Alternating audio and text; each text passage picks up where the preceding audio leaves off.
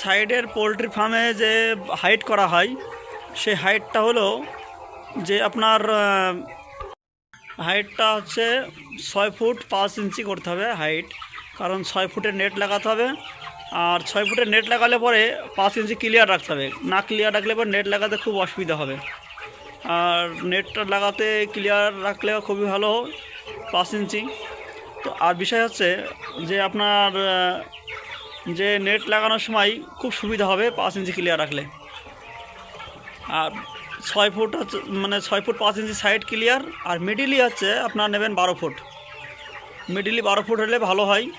অনেকে 10 ফুট করে, সাইডে 6 ফুট করলে বা 4 ফুট হাইট করে, কিন্তু 4 ফুট হাইটের থেকে ওটা কম হয়ে যায় অ্যাকচুয়ালি। তো 12 ফুট হাইট করলে বেশি ভালো। 12 ফুট এবং 14 ফুট করলেও হয়, তবে 12 ফুট করাটাই বেস্ট। অনেকে 12 ফুট করলে পরে একটু খরচ কম আসে, 14 ফুট করলে অনেক খরচ বেশি। ও অনেকে 10 ফুটও করে, কিন্তু 10 ফুটটা করা ভালো না আমার হিসাবে।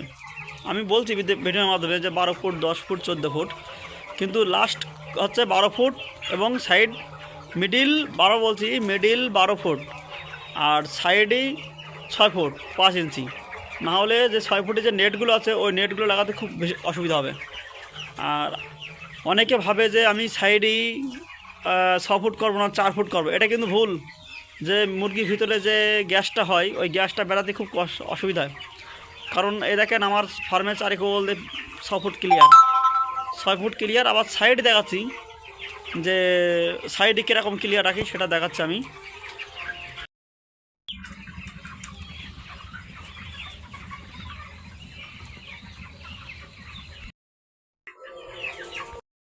ঘরটা এভাবে করলে পরে খুব ভালো হবে। কারণ নতুন যারা ফার্মার আছে, যারা নতুন ভাবছে আমি ঘর করব কীভাবে, কোন স্টাইলে ঘর করব, এইসবগুলো অনেকে ভাবে, তখন ওরা বুদ্ধি খুঁজে পায় না যে ঘরটা আমি কীভাবে করব। তো ঘর করা কোনো অসুবিধা নেই, এভাবে করলে পরে খুব ভালো হয়। আর একটা কথা বলছি যে নেট কিন্তু বারবার ভাই আপনাদের বলছি 1/2 ইঞ্চি নেট, মানে যে গ্যাপটা আছে ওটা 1/2 ইঞ্চি নেবেন। 1/2 ইঞ্চি নিলে পরে সবচেয়ে বেশি ভালো হবে। আর নেটটা সবসময় মোটা লাগাবেন, দেখেন মোটা নেট পাওয়া যায়, স্টিলের মোটা নেট, ওই নেটটা খুব ভালো নেট। কারণ ওর থেকে পাতলা নেট লাগালে কী হয়, 10 বছরও যায়, 10 বছর পরে যে 10 বছর অবশ্য চলে যাবে, কিন্তু 10 বছর পরে যে সেই নেটটা টেকে না। এই যে আমার যেরকম, আমার ফার্মে বয়স আজকে 12 বছর, এখনও ফার্ম খুব ভালো আছে। তো ব্যাপার হচ্ছে যে একটু প্রথমে পয়সা খরচ করলে পরে ফার্মটা খুব ভালো হয়। আর যারা নতুন চাষে ঢুকবেন, অনেকের কাছে পুঁজি নেই। তো পুঁজি না থাকলে একটু কষ্ট করে যদি মনে করে যে ঘরটা আমি এভাবে করব, তো খুব ভালো হবে তাদের জন্য।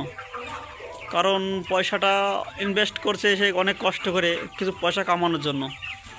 আমি চাইবো যে তাদের অবশ্যই যেন ভালোভাবে ঘরটা করতে পারে এবং পোলট্রির চাষটা খুব ভালোভাবে করতে পারে। আমার ভিডিও দেখতে থাকবেন, আমি পোলট্রির সমস্ত বিষয় নিয়ে আমি বলবো কথাগুলো। তো আমার দেখেন পোলট্রি সবচেয়ে আমার খুব ভালো আছে রেজাল্ট।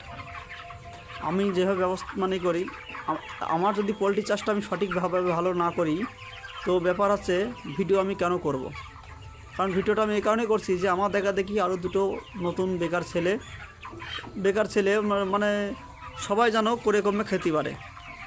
অনেকে ভাবে যে কাজকর্ম নেই, আমি কী করে কী চলবো, কীভাবে দিন কাটাবো। অনেকে সবার কাছে বাবা মার কাছে খারাপ হয়ে থাকে কোনো কর্ম না থাকলে পরে। তো কর্ম অবশ্যই নিজেকে খুঁজে নিতে হবে, কর্ম কেউ হাতে করে ধরে দেয় না। এটুকু বলে ভিডিও শেষ করলাম।